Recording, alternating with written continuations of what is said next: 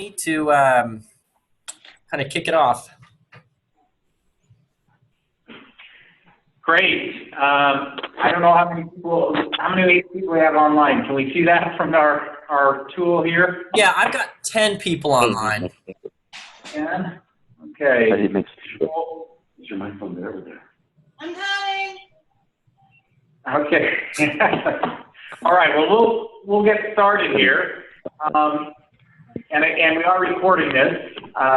So anyone that we don't have, we can have them listen later. And if you guys need to go back and you don't have to take notes, I guess, so you can go back and watch the rebroadcast. But it's great to have everybody online and talking about this exciting trip. I know it's everybody's probably busy getting ready for the holiday here, but what a great way to get excited for the holidays by talking about this service trip to Guatemala in February. But we're here with Jordan and Veronica from Choice, and they're actually going to take the bulk of this the agenda today on this call. But again, I just want to say tell everyone that's participating in this trip how excited we are and glad that you've made a decision to come down with us. We have several objectives on this trip. Overall, it's to expose you to our co-impact sourcing activities in Guatemala in relation to cardamom, to see and meet some of the people that we're helping, both economically as we help create a sustainable and long-term business for them and opportunity for them to supply us with our cardamom plant material and essential oil, but also doing some humanitarian work in alignment with those same communities that are supplying us the cardamom essential oil. Unlike maybe some other humanitarian trips that people have gone on, this isn't going to be 24/7 of digging a trench for a pipe or something like that. We will have some good opportunities for some service in and around our CKB Education Center there, and we will do some service while we're there, a couple days of that. But this is also getting out and meeting people and seeing the cardamom harvest and the plants, and seeing how it's dried and distilled, and following that process through, and seeing how some of the large funds that we've already invested in the area have been put to work, and so you. Yeah, well, I think not going to be as hard as Olivia. That was pretty good. Somebody's taking over the meeting. Let's say if anyone's on the line right now, it can be helpful until we open up some time for questions to just mute the phone. Sometimes we get some feedback from the different calls, so just mute, and we'll definitely open up a couple windows in the conversation to unmute and go through some questions. Anybody want a waffle? Yeah. I do. So I'm gonna turn the time over to Choice, and just conceptually, I want you to think of Choice. You have the responsibility of making it to the airport in Guatemala City, and to walk out the pass through customs and walk out the door in Guatemala City. And Tammy can be an advisor to you on that, but it's your responsibility to get there by the time.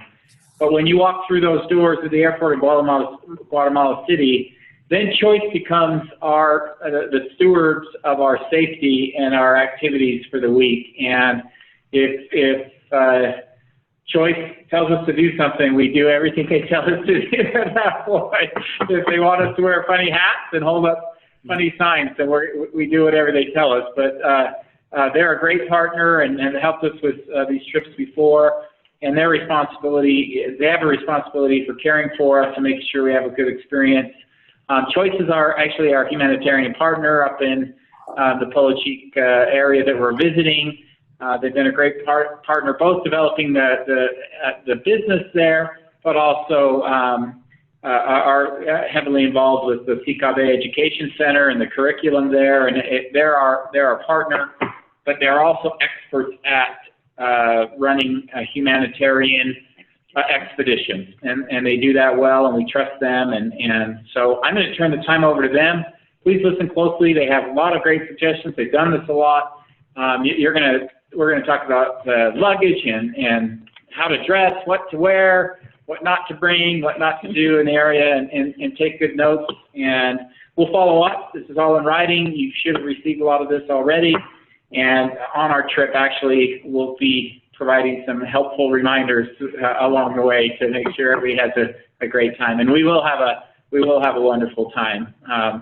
In fact, I'm looking forward to going back. I'm a little bit worried that I'm gonna seeing some of those kids for the second year in a row is gonna be a difficult to say goodbye. Well, be good, but some of those kids they were quite the characters, a lot of little personality, and we look forward to getting back and seeing our neighbors again, our neighbors to our facility there. So, but I'll turn the time over to Jordan, right? Jordan or Veronica? You're going to take it. We have Jordan and Veronica, and they're going to take the call. We'll both be diving in here. So I'm Jordan. I'm going to pull up in just a minute here the PowerPoint, deck that we've got. So bear with me. Are you all able to see this right here? Not yet. Okay. Yeah. Okay, now it is. You got now it. It's working. Awesome. So this has been sent to you as well. So you've got it as a resource. So if you're calling in right now, you could pull up that PDF if you're at a computer and have a look. But otherwise, you've got this information. Although this one does have a few additional photos that are a little bit more specific to our trip. I just barely added. So you want to keep that in mind when you review the sleeping quarters section of the previous slide deck. So, but with that, I'm going to, let's see if this will let me move it here. There we go. Great. So just a couple things we're going to go through. Veronica and I will introduce ourselves and kind of our role as expedition leaders on this trip. I'm going to touch briefly on the choice model of development, and then Rob is going to hop back in and just comment to the co-impact sourcing initiative. He's actually already shared quite a bit. So if there's anything he wants to add to that, as he's mentioned, doTERRA has been a fundamental, kind of the fundamental partner in this region and some of the work that you'll all be participating in. So it's very fitting when we talk about the choice model of development that kind of we explore, and we will do a lot of that on this trip, understanding just how expansive the work has been and the partnership's been between choice and these communities. And then we'll get into the stuff that I think is most on people's mind, because it's it's the most unknown factor to date, which is the basic itinerary. We'll talk about the project and village, and we'll roll that conversation into some questions if they come up by the end of that little section. And then Veronica will step in and really walk through some of the things we've learned at Choice that set people up for a successful experience. And she'll also walk us through the day-to-day of being out in the communities, kind of how will we be eating, how will we be sleeping, what does that look like, etc. And then we'll wrap it up with an open Q&A dialogue around packing suggestions. Much of this information you guys have, and so we won't necessarily go item by item, but rather kind of hit home on a few things that are good to have top of mind. So with that, as you know, my name is Jordan. I have been an expedition leader for Choice on and off for about 5 years. And it ultimately changed the course of kind of my professional direction. I primarily led expeditions to Latin America. I then went on to continue to study economics and development out at Georgetown University and continued there teaching some undergraduate and graduate seminars on the same topics of development and national security and economics. And after a few years stint in the tech world, I was so thrilled to come back to the Choice family just recently. 6 weeks ago, I joined as the director of expeditions and could not be happier to be back here. Having spent a long time in the development space, working in a number of different policy environments, I continued over the last decade or so to really just gain a deeper and a deeper appreciation for Choice, its in-country team, and how it works. So for me, coming back to the expedition program is, in a way, coming home to a family I love and just a work I'm very passionate about. So I will also be joining this trip as one of our expedition leaders as well. And we're very lucky to have Veronica join us, and I'll let her introduce herself. She will be one of our additional expedition leaders. Veronica? Thank you, Jordan. Hello, everybody. As Jordan mentioned, I'll be your other expedition leader for this trip. I'm very excited to meet all of you and have this experience with you in Guatemala. I've been affiliated with Choice Humanitarian since my first expedition with them to Guatemala in 2009, and have served also as an expedition leader off and on since 2010. I also serve as a co-executive director of Singular Humanitarian Experience, which is a partner, lowercase p partner, with Choice Humanitarian, and have an opportunity to engage with Choice in expeditions that are Choice Humanitarian and Singular Humanitarian. I've spent most of my professional life working in development communications for higher education. Most recently finished a lengthy stint at Stanford University, and just really excited to be able to focus some, this time and energy on helping us all prepare for this great expedition. Excited to learn more about DoTERRA and to help facilitate this great trip for all of you. Thank you. One thing I'm going to add about Veronica. So when I joined, one of the first things I did was pick all the brains of the in-country teams about which expedition leaders they love and which ones are not necessarily their favorites. And while they're all great in their own way, Veronica's name came up a number of times. And so when we started to look at the schedule for doTERRA trips, a little bird had told me that Veronica was about to leave her time at Stanford to just take a break for a little while. And so I jumped on that, and she will not be taking a break. She will be supporting a lot of expedition work, including all of the doTERRA trips, leading this one in Guatemala, but also we'll be basing out of Nepal for a few months to support those trips as well.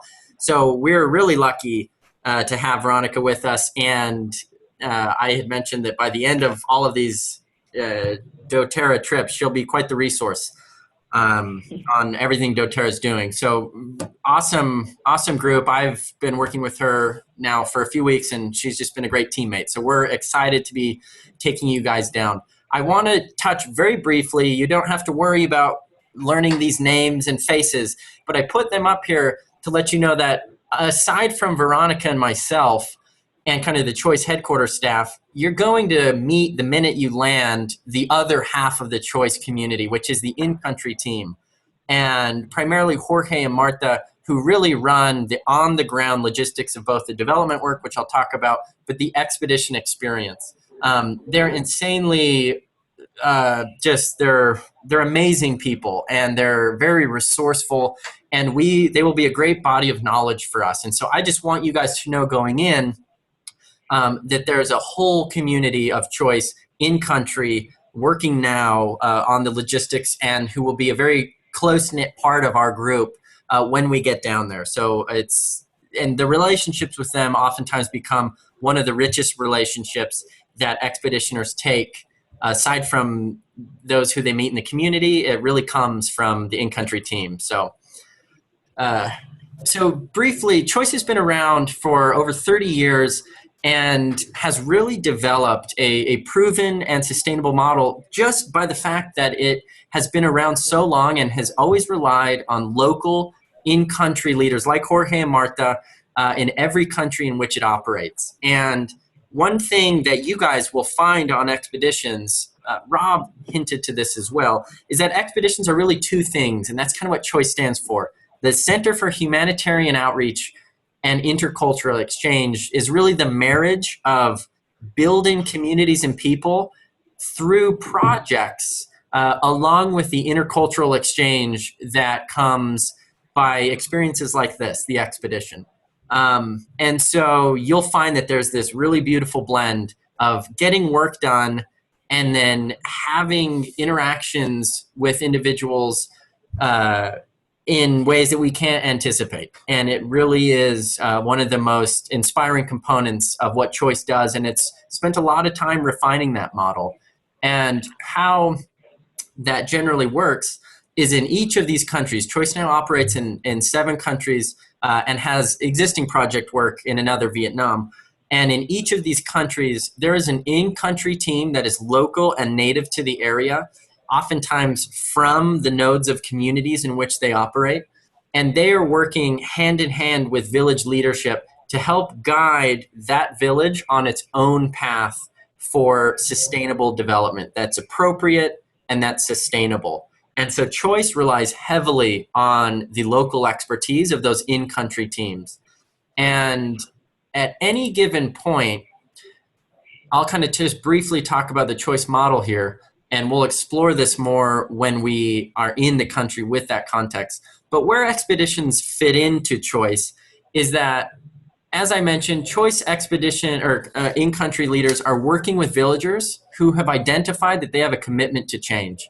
And with that commitment to change means that all year round in Guatemala, Jorge and Marta and their whole teams are working with a lot of villages on a lot of different projects.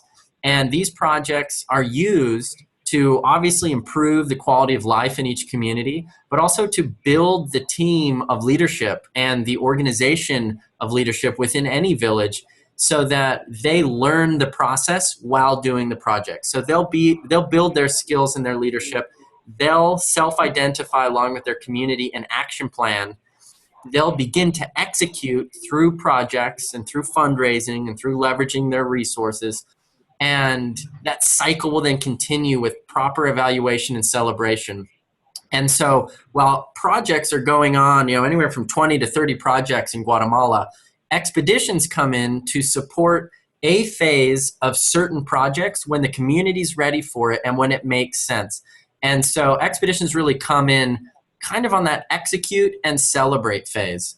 The in-country team has done all the prep with that community, and we will come in and really support a phase or multiple phases of projects or various projects, and then really enjoy what that process means along with the community kind of working side by side. And we'll talk about the projects that we're going to be doing on this. And so that's where that comes in. And maybe now I'll just tee it off to Rob if he wants to add anything to how the co-impact sourcing initiative fits into this. And again, we'll have a lot of time on the trip to explore this firsthand. But yeah, I think probably a lot of people on the call understand what we're doing with cardamom there in Guatemala. But historically, Guatemala actually cardamom. I think what is it, the third leading export or the fifth? Anyway, it's a very Where we source our cardamom? Well, in Guatemala itself, if you go down to what Guatemala's cardamom's a very important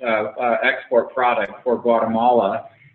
Challenge is, historically, to grow a cardamom plant, it takes a couple of years before you can start harvesting the seeds, and to get some farmers or people to commit to both planting new cardamom and to take care of the cardamom plant so they produce cardamom at a high, there's a high yield. There's some challenges from a risk that they take, because historically you have these kind of middlemen that go and they purchase these cardamom pods and they haven't always been completely fair with these farmers. Price can go way up and down. People can work on their harvest a whole year, and someone can come in and they're really at their mercy at the end of that harvest to offer them whatever they want. So one of the things that we did in this area, and again, cardamom grows here. You have to farm it. It's just not natural. You have to farm it. You've got to take care of the plants. Will do much better if you take care of them. But we've gone in there and worked with them, teaching them some good, again, agricultural skills on how to take care of the cardamom. The other thing we're doing is we help them and we make some commitments from a purchase order standpoint to help stabilize the price for them, so they know at the end of the year if they put that effort into their cardamom groves or fields, that they know that they're going to get paid for that. So we're helping them on those fronts to kind of stabilize the price for them, teach them how to be successful with their crop. We're also working with the middlemen, the supply chain, where we're making some investments in some drying facilities, and then we bring the dried cardamom pods down to a group that's outside of the city of Antigua. A wonderful partner that we have there that's distilling this cardamom to our high quality specifications. It's all a self-sustained distillery there. Anyway, so by creating a demand for cardamom, helping them grow it, distill it, and then that's helping them, again, create this business for the people in this area. But in this area, too, we've made some great investments in this education facility and looking to, we're also helping, we're helping with the doctor's salary in the local hospital there. We've been active with Days for Girls, and we're open to other types of humanitarian support of the people in the area. Remember, co-impact sourcing, there's two sides of it. There's the business side of it, and that makes good, sustainable sense. It's good business for us as we continue to look for ways to increase our essential oil supply and diversity around the world as we grow as a company. But then there's the humanitarian side, where the very people that are going to help us on the business side, we understand that there may be some core humanitarian needs that they have, and if we can help them with those humanitarian needs, not only is it the right thing to do from a humanity standpoint, but it also is the right thing to do because if we help them with those humanitarian needs, they're better to help us with our business initiatives too. So and again, it dovetails beautifully, and that's where this has all come together in Guatemala in this beautiful, unique way. Yeah, that's great. An awesome kind of overview of that. And I think one of the things that we will find on this expedition is this is a very unique opportunity to see firsthand the broad scope of support and work that doTERRA has done. And we'll talk about how that's reflected in the itinerary. Before we dive into the itinerary and some of the specifics, I just want to introduce a concept that is very common on all international travel generally, but specific to the development work that goes with being invited as guests into a community to support some project work that they have going on. And that is that with any type of trip, there are factors we do know up front, and there are other factors that we do not. And today, our goal is to really make sure that everyone is clear on all the factors that we know. So everything that's going to follow is going to be around our itinerary, and you've already met the team, and I can guarantee you there will be phenomenal food and that it will be clean and safe. We're going to talk about the project goals and what the objective is, right? So we'll have a clear understanding of that. Whether you have acknowledged it or not, everyone has an intention that's out there for why they're coming on this trip. And that's one of the funnest things to identify at this stage, and especially as the trip gets closer, is really start to think through some of the personal or professional reasons that this trip is important to you. And we'll go through our accommodations. As Rob mentioned, our number one job is to ensure the safety of everyone on the experience and make sure that everyone knows what they've got to bring. And another given is that everyone has a desire to do some good, right? Now, there are things that we don't know, but we can plan around. And one of the biggest activities, and it's a tough activity, and it's mainly psychological for all participants, is to be prepared and work through the factors that are ultimately going to be uncertain. And a few that I'll just touch on are things like our travel delays, and an important one is the village dynamic. Every community is different. There are cultures, norms, routines, holidays, and unanticipated schedules that will really ebb and flow the village with our group. Now, that ebb and flow, I don't necessarily mean in a negative way, but every village has its own energy, and we will really plug into that and learn how we all work together when we arrive. So that's it's a very fun process, and it's always I think Rob hinted, to the kids. I don't know what specifically, but I can certainly tell you the children will be one of the funnest village dynamics that we will encounter. People's health. We want to make sure everyone is comfortable and safe, and we are lucky to be staying in a great training center that's got awesome facilities, which we'll go over.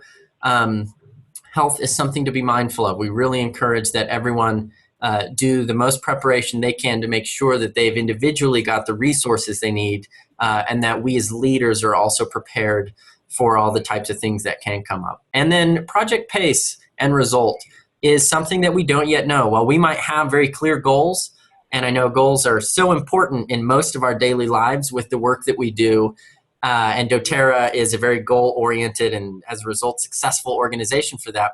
One of the fun things about project goals and ultimately the pace or result is that we, as I mentioned, don't yet know all of the amazing cultural interactions and opportunities that will exist when we arrive. And we will do things to facilitate those, but we encourage everyone to be open to the opportunities that present themselves. And sometimes those opportunities might slow down the pace of a project. And that might mean walking with a villager to go see their home or to go see a local landmark. And those opportunities are the ones that you can't plan, and that makes them, in my opinion, the richest opportunities from these experiences. And as a result, the outcomes will be different. We can make sure you've got comfortable accommodations. I cannot guarantee you will be comfortable, but there's it's a foreign environment. It will be hot. It will be humid. There will be mosquitoes, but those are all things we'll have to ebb and flow with. And then again, we all want to do good and make some changes. And the best unknown is how we as individuals or collectively a group change as a result of this experience.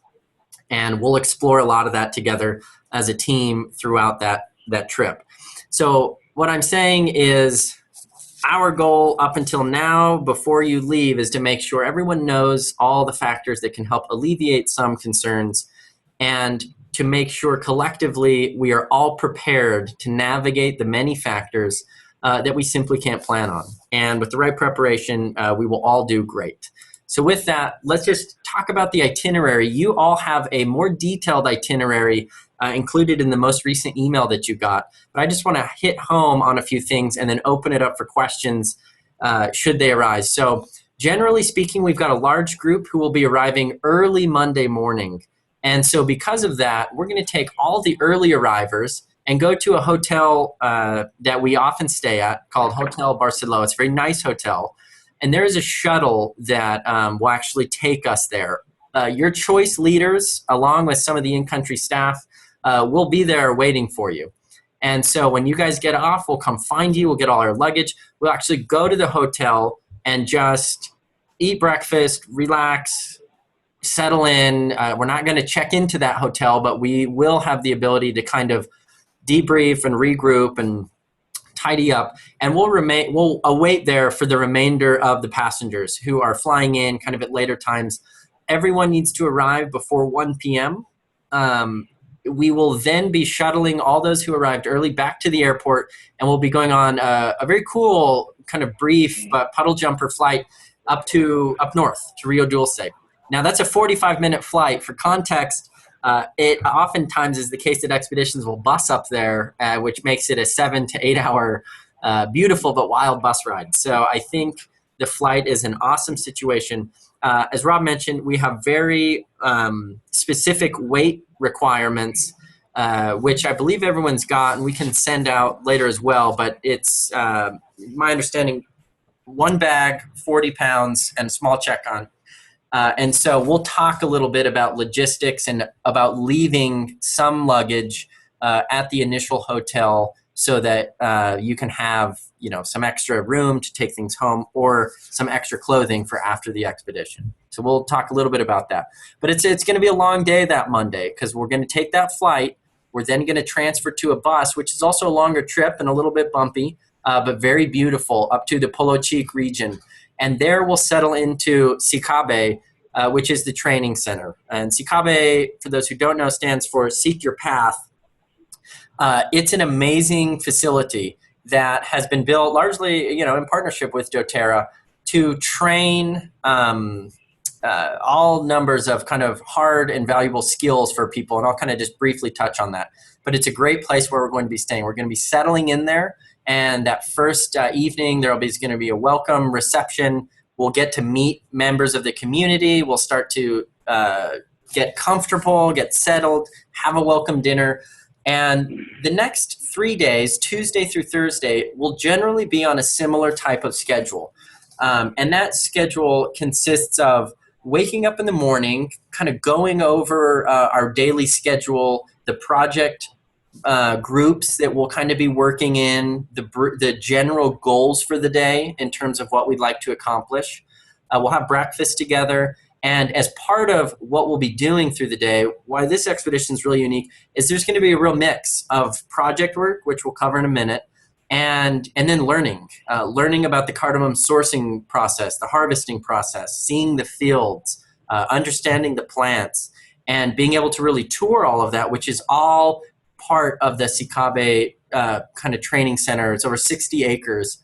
That's just very beautiful. And so that will be going on through the day. And then, as I mentioned, each day as we're out in Sicabe will be interrupted, happily so, and sometimes planned, with a lot of fun opportunities to interact with villagers. And so that includes anything from pickup soccer games to English classes to craft projects, etc. And so then we'll have lunch, we'll regroup on kind of the activities for the day and make the necessary arrangements to kind of regroup in projects or focus on a different area or just have kind of community time. But we'll usually work a little bit in the afternoon and then have dinner. And every night, there's going to be a mix of personal time and also really rewarding opportunities for group discussion. And that will be a mix of kind of doTERRA conversations on what everyone's been learning through the day, team building opportunities, and also opportunities with our in-country team to really learn about the communities in which we're operating and to kind of learn about their own development cycle and where they're at. So those conversations, we work very hard to make sure that they can happen at the best of times. So after that, on Friday, so it's going to be 3 really busy days working and learning. And then on Friday, and possibly on Thursday night, we might have our farewell celebration, really depending on what's best for the community. But if not, we'll do breakfast and do a village farewell. And then we're back to Guatemala. So we'll go through that same bus trip, which will be familiar at this point. We'll then do the flight again back to Guatemala. And then we've got one more leg over to Antigua, where we'll settle in. And for those who don't know, Antigua is one of the most beautiful, historic, tiny colonial towns just outside of Guatemala City, with cobblestone walkways and giant cathedrals. And it's an amazing place to spend some time getting to see some historical colonial Guatemala. Also a great place to, do some shopping and pick up some gifts if you want, and just really explore. Art is a very big component, architecture. But while we're there, we'll do a group dinner. On Saturday, we have a rad opportunity to kind of close the loop on the cardamom sourcing. You will go from seeing sourcing and learning the harvesting to the distillation process and kind of closing the entire loop, which is just outside of Antigua. And so from there, we'll do that tour, have a little bit more personal time, and then take a late bus back to the hotel that some of you will experience at the very beginning for, settling in, repacking, and having a group dinner and farewell, so that the next morning everyone can kind of go their separate ways, which would be Sunday, which would be a mix of possibly extended personal travel or back to your homes. So that's the overall itinerary. I'd love to just kind of stop for a minute if anyone has any questions on the day-to-day. And as I mentioned, you also have a written document that has a little bit more granular detail than I put up here. Any questions? All right. Well, if no questions, go ahead. I was just going to say, just going over this, I want to go today. This is an awesome trip. We're gonna have a great time. It really is. This is an awesome trip. So yeah, it really is. How bumpy are the bus rides? Yeah, so the bus ride to Antigua is fairly smooth. It's a fast bus ride, and it's kind of a neat. You're starting to move up into the hills, so it's a beautiful ride. The 3-hour bus to Polo Chico will be a little bit bumpier. If you've got, it'll be beautiful. I can tell you that, but it will be a little windy and a little steep. And so, if you've got any issues with motion sickness, definitely come prepared with whatever you find helps you either sleep through that or kind of get through it intact. And, because we're flying in, we do have, we're not entirely rushed. So we'll be able to kind of, take that by the pace of the group. But be thankful you're cutting out the other 7 hours because it's a long trip. Jordan, let's mention too. So the bus from out to Antigua and back, that's kind of more of your tour coach bus, right? Correct. Yes, correct. It's windy. It's pretty, right? It's a lot of some stops and starts as you're getting out of the city and you get into Antigua. But it's a coach bus. The buses that we take from the small landing strip up to the Sicabe Center, those, I guess they're technically buses. They're more like, imagine a kind of a half of a school bus with the seats that are kind of school bus seats, and we'll be over some bumps and some, but it's not four-wheeling, but it's a dirt road, and but we sing songs like they do on a school bus and everything. We'll keep it light, but it is a little bit of an adventure on those buses. They're safe, but they're not coaches, okay? Yeah. And your air conditioning is the window opening halfway, a third of the way, all the way. That's how you adjust the climate control on those buses. So you know what? We had some of our best memories from last trip were making that drive together on the bus. We had some great conversation and really got to know each other and on those buses. It's fun. It's an adventure though. It's fun. Yeah, great clarification. Simple answer, it's going to be bumpy for those trips. A little bit bumpy. Yeah. Not washboardy though. Not real bad that way, but it's a dirt road. So. Great, and this is just a quick example of the region and network that we'll be going to here. So we'll be into Guatemala. We'll be flying. If you can see the little area, we'll be flying out to this area, and then this is where we'll be busing into. So it's definitely up there. It's green, it's beautiful, and so let's just briefly talk about the village so we can get into the day-to-day stuff. So this is a photo here off to the left of Sicabe. As we mentioned, Sicabe is a training center facility that's over 60 acres, centered in a region called Senahu, which is a network of over 15 communities. And so this is really kind of in the center. They're all spread out. We will be working both to improve some facilities at Sicabe, as well as a water system expansion for a closer village called Chinasir, which you'll see right up there. And right now they do have water access to a portion of the homes, not all of the homes. This system will be an expansion of that, which gets it to all of the homes and also tightens up the quality on the water. And so that's going to be a primary project. We're also going to be kicking off the construction for a workshop, which will be used for electrical training, welding, woodwork, etc. We will likely not conclude that workshop, but a part of our expedition will be the catalyst to get that started. And then we'll be doing some grounds improvements, which I think will be a very fun addition. This center it's beautiful, it's so well constructed, and we'll be working on some pathways and garden work to kind of tighten it up even more. And just a little background for what an amazing undertaking Sicabe is for Choice and DoTerRA as a large partner. It's a training and capacity center that has been in works for a long way. It's construction, which we'll be able to see quite a bit. started in 2014. The primary inauguration kind of took place in 2015. And what it does is it serves as a government-supported training. I'm trying to think, the kind of certification center for basic trainings that could be in masonry, they could be in culinary skills, electric skills, so a vocational training center. Sorry, that's the word I was looking for. And it's actually just concluded its first 2 classes of about 20 plus alumni each. The first group went through a masonry course.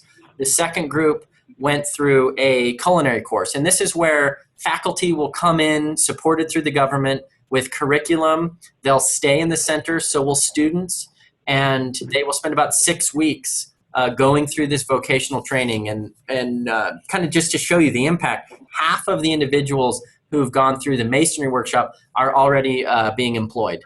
So this is an epic undertaking that extends far beyond just the vocational training, and that it also on the land supports the cardamom production, which you'll spend a lot of time learning about. So really exciting opportunity to dive into the broader work of Sikabe, the cardamom production, and then working again on some water system projects with the village.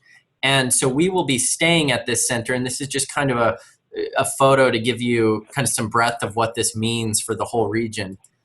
And here gives you a little example of where that is and what that looks like, and just how beautiful kind of this environment is where we'll be spending some time. So we're very lucky to be going out here, and also to be staying in the center. So and here's a recent photo of kind of the inauguration. So as you can see, the center is very up to date and modern.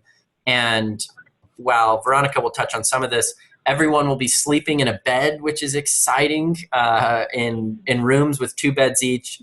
We will have running water, bathrooms, and wait for it, hot showers. So, which are typically not the case with some expeditions, most expeditions. And so this is a really fortunate opportunity. That said, it is not going to be a 5-star hotel. And we are guests into a center that is also still being completed. And so it's going to be, a real mix of opportunities for all of us.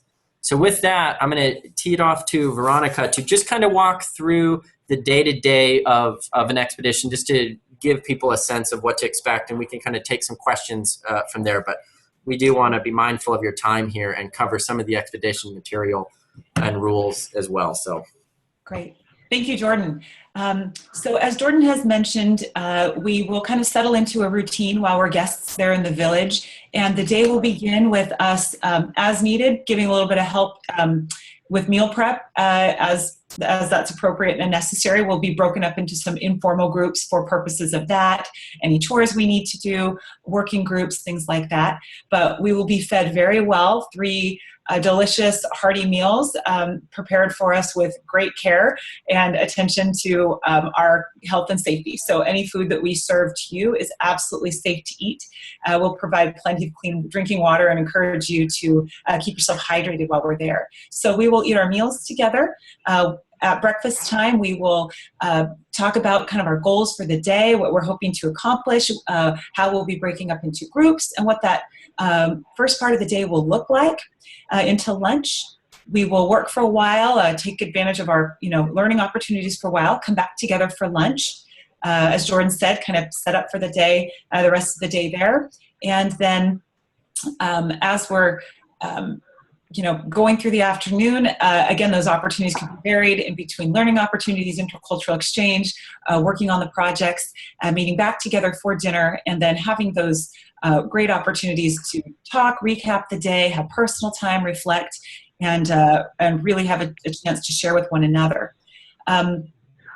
So as we talk a bit about the work we were doing, and again, Jordan alluded to this, but I think it's worth mentioning very quickly, we tend to have a pace of work that we are committed to, and it'll be good for us to remember that the project in which we're engaging really will be a vehicle for a really rich mutually beneficial intercultural exchange. And so sometimes that will mean, as we talked about a bit, slowing the pace of our work because there's a neat opportunity to engage with the members of the village, and whether that is visiting with them, playing a game of football or soccer, just having those opportunities are really rich, and make sure that the intercultural exchange really is going both ways.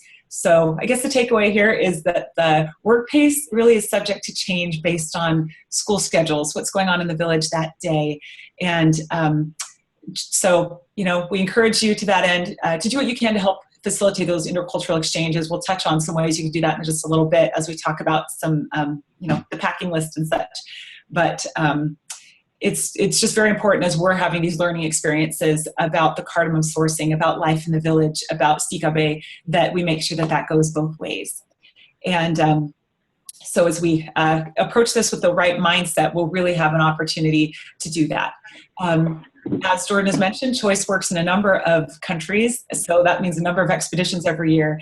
And doing these expeditions, we found that there are a few elements of mindset that can really help set you up for success and a really rich and rewarding experience. So we found that the successful expeditioner is somebody who can be flexible, realizing, as we've talked about, there are certain things we can control, many things we cannot. But if you are open to that, and open to letting those adjustments be something that can be enjoyable and growth opportunities, that will be really beneficial to you. Having a sense of humor about things. The only thing that's certain is that things will change as we're in these developing areas. And so being able to, again, embrace some of those changes and adjustments with a sense of humor, with joy, can really help set you up for a good experience. Mindfulness is a big one. We know that as we're in a new environment and under different types of stress, even if they're not unpleasant types of stress, they can trigger us. And we will all get triggered at some point on this trip. So key to being mindful is being mindful with your dialogue with yourself. How are you feeling? With your friends and family with whom you're traveling, with us as leaders. And just being really mindful about what you need to do to take care of yourself, how we can be taking care of one another, and really being mindful of and aware of the community environment around us, making sure that we're striving to be inclusive, not only one with another, but with members of the community. If that means that we're engaging in a conversation in English and a community member is there and we want to include him or her, maybe taking a moment, pausing, finding an interpreter, making sure that we're being very inclusive because we're there as representatives of not only a Choice Humanitarian, but of DoTERRA and really of the cities and states from which we're coming. We want to make sure that the impressions that we're leaving are really positive ones. So again, this combination of these three things together can really help set you up for success. And when you do find yourself triggered, being able to take a step back, realize, okay, what is that's triggering me? We in turn promise as your trip leaders, we will provide you with a steady flow of up-to-date information and answer questions as you have them and do all we can to make sure that you are safe, comfortable, and able to really kind of interpret this experience that you're having. There are three key rules that we'll touch on, not only in the literature we sent you, but during the call today and during our time together, preparation and execution of the expedition. Choice has worked really hard over the last 30 years to build relationships that are really healthy and trusting between communities and the Choice organization. And in order to maintain the integrity of those and to continue to have this village-driven model work, there are a few key rules to which we all abide. And the first is no gifts. We really want to make sure that we're not creating any cycle of dependence or creating any sort of,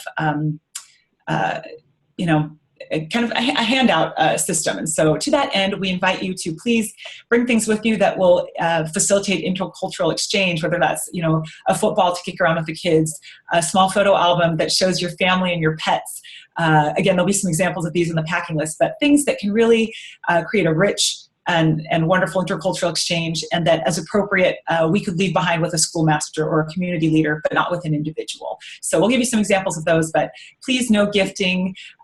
It really, again, helps maintain the integrity of these relationships there. And one thing I'll just add on gifting is obviously, we come as partners to these communities to work side by side, and really Choice has worked hard to establish that level playing field.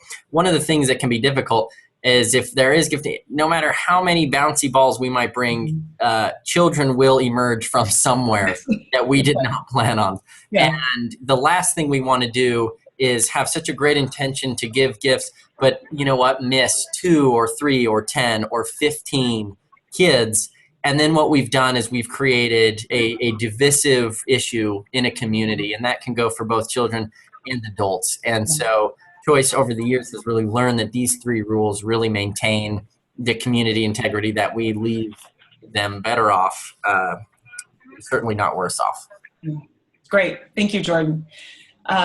Also, a reminder that Choice Humanitarian, we're a non-political, non-religious organization, and so there is a very strict no proselytizing rule from the organization. So we ask that there's no religious or political discourse, and that our conversations are inclusive, not only amongst the members of the community, but in our expedition party itself. Again, just striving for this sense of just community inclusion on the expedition level, and within that broader community where we will be guests. The third rule is no promises. It can be really difficult. This will be a really emotional experience for many of you to be in an area where we can see that there has been in various ways poverty, lack of opportunity, and we can be tempted, because we do have resources and very good intentions, to make promises. But we have found that that doing so can be counterproductive. So we ask you to please not make promises to members of the community. And if you have additional questions about that, we'll be happy to elaborate. But again, no gifts, no proselytizing, and no promises to individuals there about things you can, help facilitate, provide, or do on their behalf. And I will just add just a little note here on gifts, because we get a lot of questions about what are the types of things that are comfortable to bring.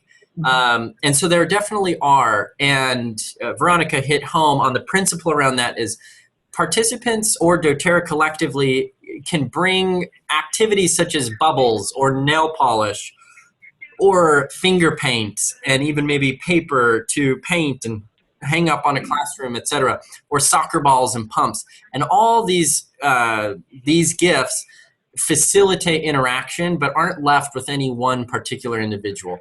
And so we will work along with doTERRA to make sure collectively as a group, I think we're prepared with a few of those kind of interaction facilitating tools.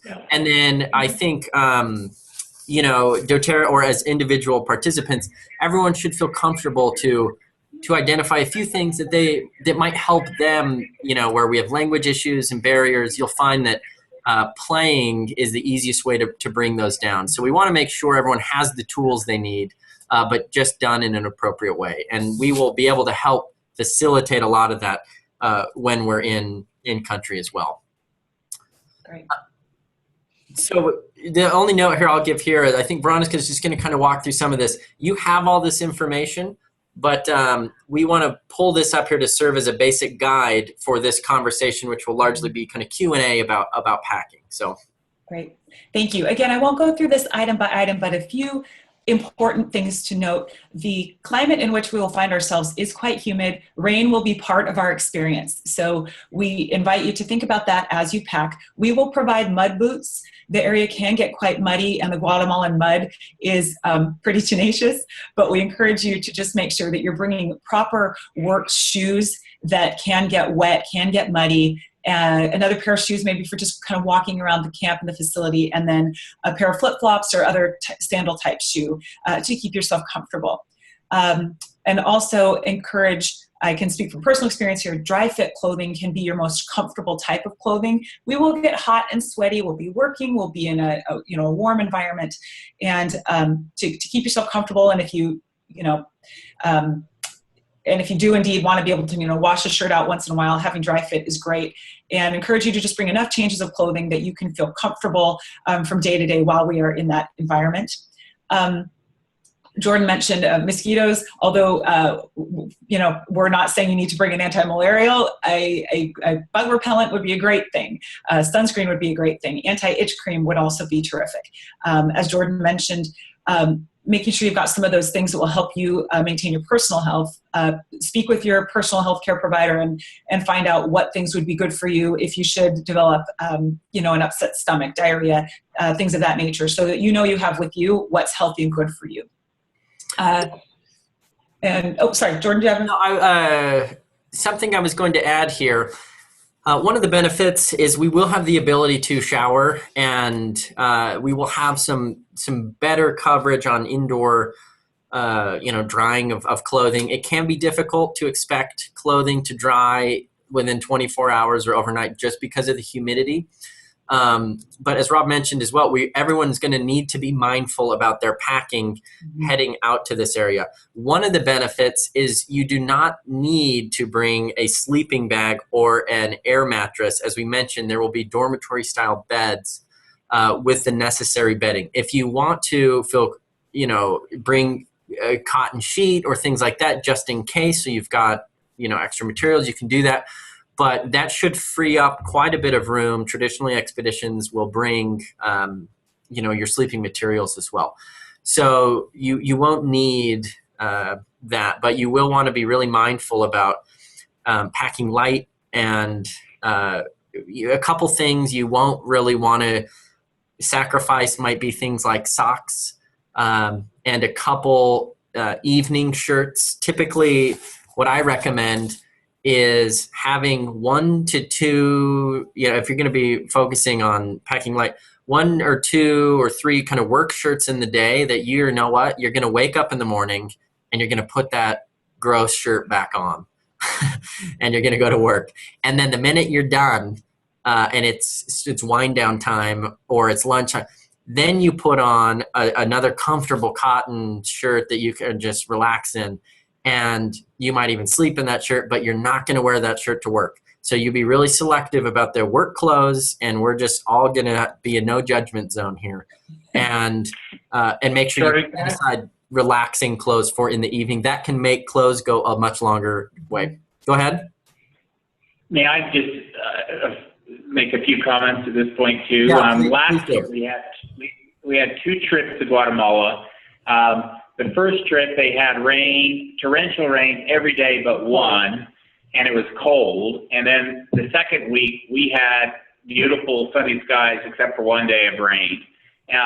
Beautiful day, by the way. The mist was coming off the mountains in the morning. It was beautiful. But, as a scoutmaster of 20 years, when you go prepare, remember, during the day, you're going to want one set of clothes, lightweight clothes to work in, and you want to have something that you can change into in the evening. And it can get very cool there, and this next week it can be very warm, okay? You do have some bugs and stuff. It's probably good that you put up with the humidity and the heat and plan on wearing long pants the whole time. You want to bring a swimsuit because there's some falls we can go play in.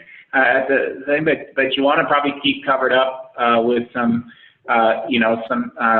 even if you had some lightweight, zip-off pants. But you want to have those, but just remember to go in layers. That's just the key, right? You have your underlayer and then a long sleeve T-shirt, maybe a long sleeve, some thicker type of fleece or cotton, or better yet, even some of these other materials, dry fit materials for a layer of warmth. And you are going to want to have some type of rainproof jacket or some type of poncho or something, because if it starts raining, you're going to want to pull that on and keep yourself dry out of the rain. And there's a great likelihood that we'll hit some rain during the week. Now, last year when we went, the first group had wished they had taken a thicker type of sleeping bag or some type of a blanket. Liner. Yeah, liner. They wish they had brought a thicker one the week we were there, we did fine. We were fine with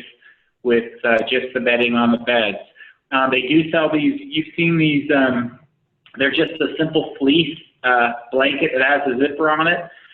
You can roll those pretty tight and pack those probably in your carry-on or your 40-pound bag. You'd probably fit one of those in. That would give you just that extra layer at night with the bedding that they have on the beds, just to give you that extra bit of warmth. If you're one that always is finding that you're freezing, even in the summertime, you may want to consider bringing a smaller weight to, down sleeping bag. But I don't think you should go out and expect to spend a whole lot of money on a bunch of fancy camping equipment on this trip. The beds are very nice. The rooms, you can shut the door and keep the windows shut. I think you'll stay warm, but again, think in terms of layers. Don't compromise on shoes. Please don't compromise on shoes. If you're going to spend any money on this trip on equipment, think about a good pair of shoes that have thick, hard soles, so you're not stepping on any nails or other things that you can step on going into your feet. Maybe even consider a shoe. You don't need to go buy a big old pair of hiking boots, but if you can get a good pair of quality shoes that have thick soles and maybe that possibly even have some water, either a Gore-Tex treatment to them or some type of, that maybe a little bit water repellent, you'll be happy that you did that. But you're going to be working in dirt, you're going to be working in mud, you might be using shovels, you'll do a lot of walking up and down hills on dirt roads and dirt paths. So your shoes need to be sturdy and ready to go. And then again, socks are also the next. After you look at shoes, you've got to make sure you're getting some good socks that will dry fast, that will provide you some warmth if you need them, but also that breathe well. So look at a good pair of socks that maybe have some. Stay away from, again, cotton's not our best choice, right? On any of this stuff, cotton's not the best choice. So look for your socks that have a good wool content or some, some other fat, unnatural fat, a nice blend of some other things. But anyway, don't overpack either. I don't want to scare anybody. Okay, don't overpack. So you've got this. And sorry, Jordan, maybe now's not the time. I don't want to interrupt your presentation, but keep in your mind, you're going to land in Guatemala City. You're going to need one bag that's less than 40 pounds, and I suggest that you have backpack straps on it, because you will carry it from the bus down to the school. But and it's nice just to have that as you're moving it around. But you're going to have one bag, as small as it can be, the better, but it can't be over 40 pounds. That's your bag that you're gonna make your service bag, right? That's the bag we're taking up in the mountains. You can leave another bag, a small bag. It doesn't even have to be a bag. It can be a suitcase, a roller-on, but we can't have those giant, okay? Those aren't 100 pounds, right? You can have another bag that's probably equivalent size and weight that you're storing a nice set of clothes that you can change into. So when you get back out of the mountains, and we change into those, then we're into Antigua, and you're comfortable as we visit those other sites. You don't need to bring that suit jacket, though. We're not going to be in that situation, but just keep in your mind those two bags, all right, that you're taking down. And maybe you're going to cover this during too, and Veronica, and we want to make another rule too, that the whole time, this whole trip, we're keeping our documents, our passport, and all our documentation with us the whole time, right? We're not leaving that back at the hotel when we leave that bag back in the hotel. But anyway, sorry, Jordan, is that too much on equipment? Great additions, all completely encouraged. Their list is a very good list. It's quite comprehensive. If you brought everything on their list, you're gonna do great. Okay, but again, it's got to fit in a bag that's 40 pounds that you can carry around conveniently. All right. Yeah.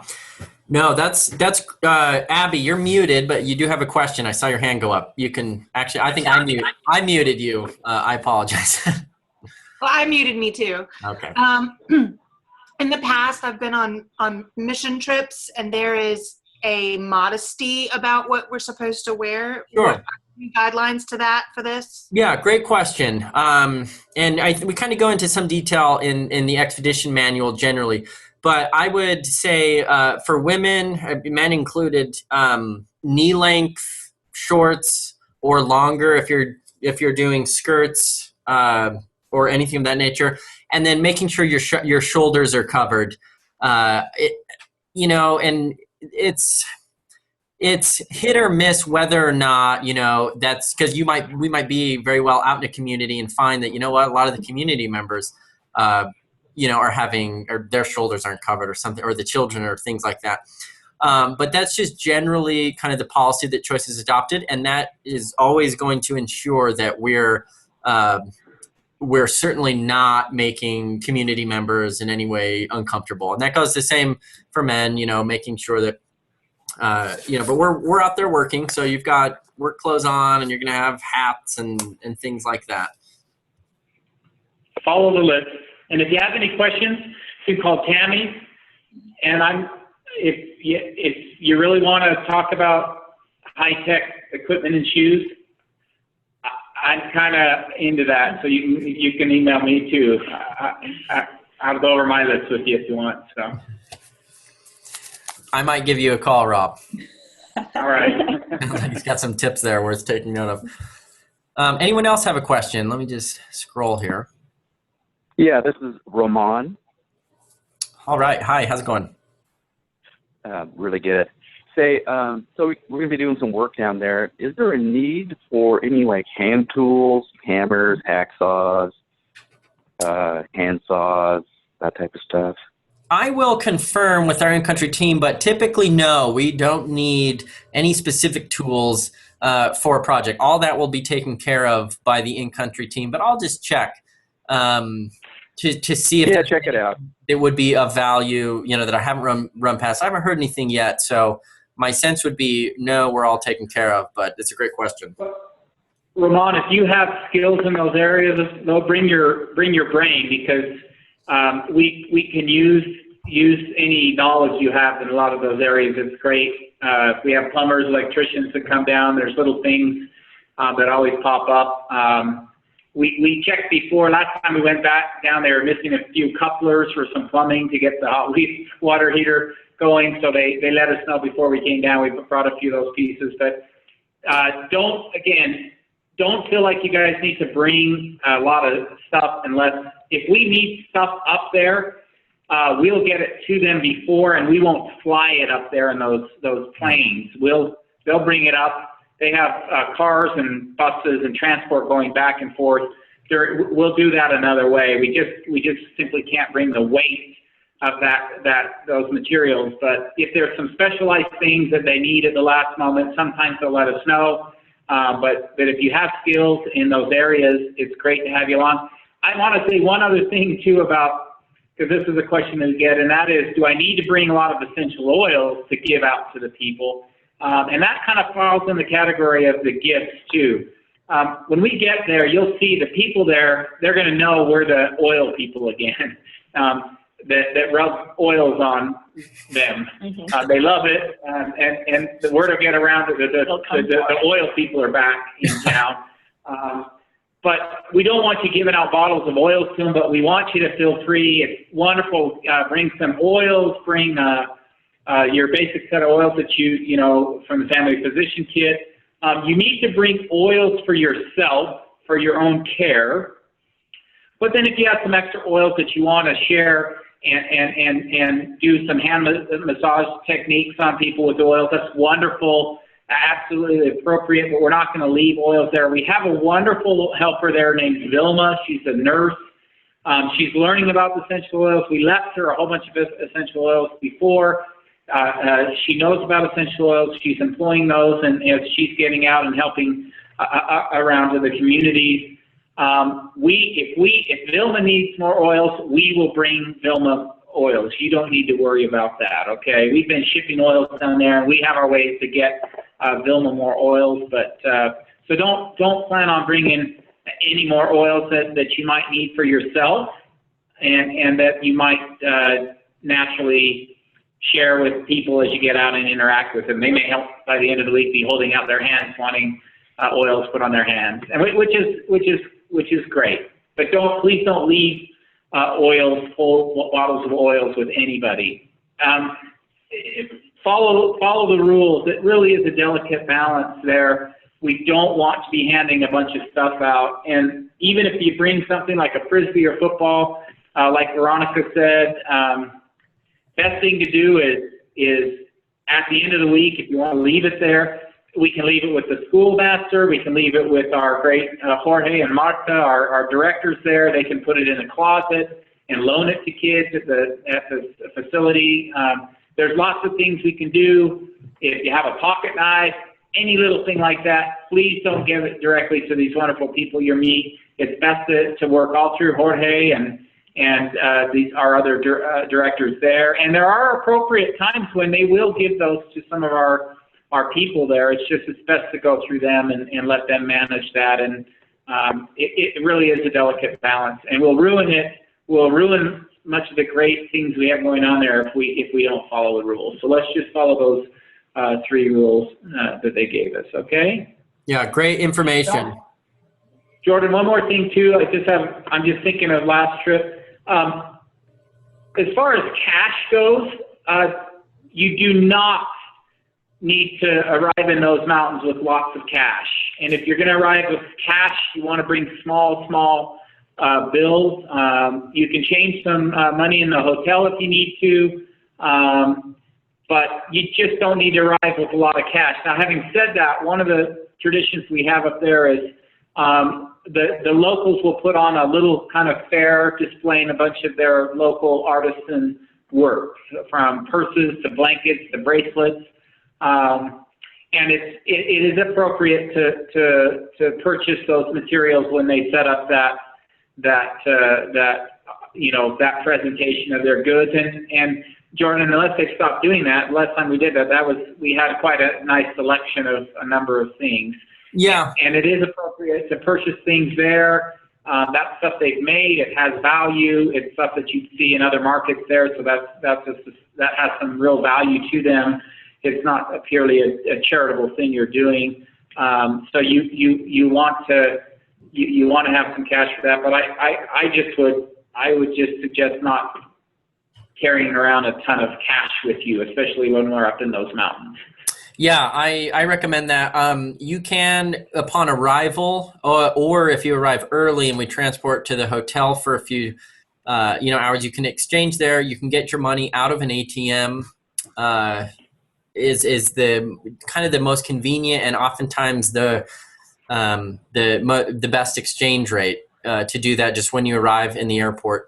But that would be an opportunity to exchange money. Other than that, we will be kind of getting right back on a flight and heading out there. So keep in mind that we can definitely do this collectively with the group. Set aside some time upon arrival, if you haven't already done so, to pull out a little bit of money. You'll then want to, when we get to Antigua, which will kind of be on the tail end, once you get to Antigua, there are ATMs and banks kind of frequently located. It is a trafficked town, and so that will be much easier to go ahead and visit another ATM and get more money out should you need to, and there's some shopping there and things like that. So, and our stay in Antigua will be beautiful. It's a beautiful city, and it'll be a beautiful end to our trip when we go to Antigua and see that distillation facility. But that's a beautiful place, and by the way, a great place to buy souvenirs and different gifts in Guatemala. But like I said, you'll see some stuff that are some more traditional stuff with our friends up in the mountains, and you're free to purchase some things from them too. So. That's this great. is going to be a great trip, Jordan. I'm excited. Yeah, well, I'm excited too, and we're thrilled. Veronica and I are thrilled to be joining you guys. Any additional questions? while we've got some of you on the phone. We can definitely linger after for those who might want to continue the conversation. But that's generally everything that we had prepared. So let me, Jordan, thank you, and Veronica, we're looking forward to this. I want to emphasize again how much trust we have in Choice, and Jordan and Veronica. They do such a wonderful job. But I want to say, at the end of the day, the first goal that everybody should have on this trip is taking care of themselves. Try to be a high-yield, low-maintenance participant on the team.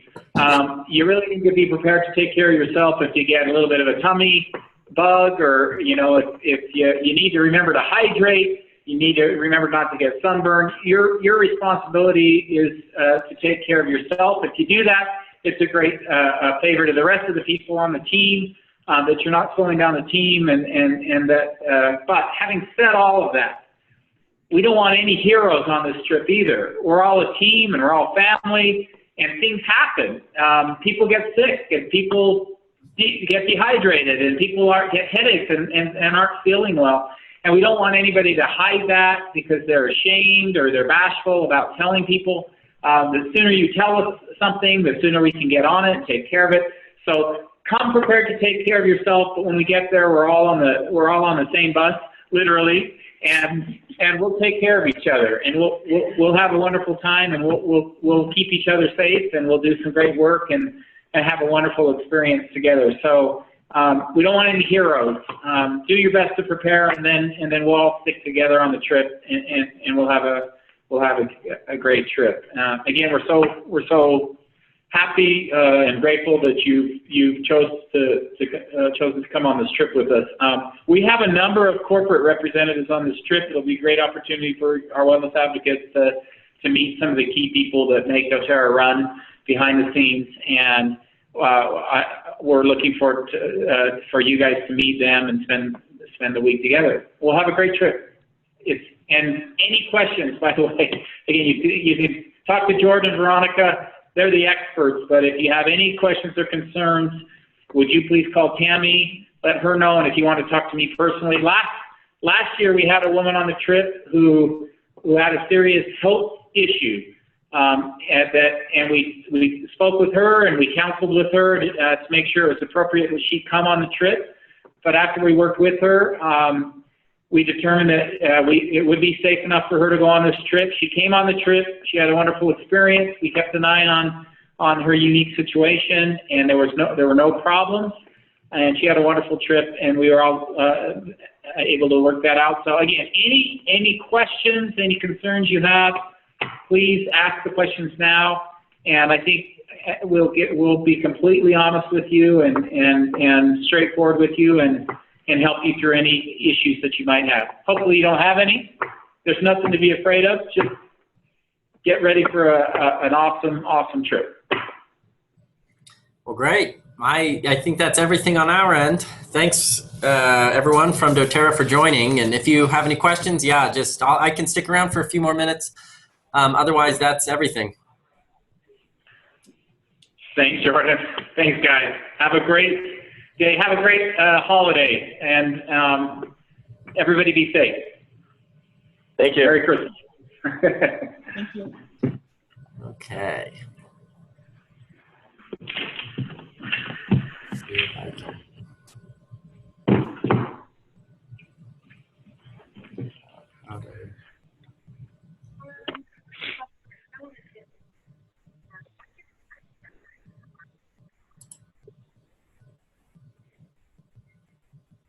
Okay.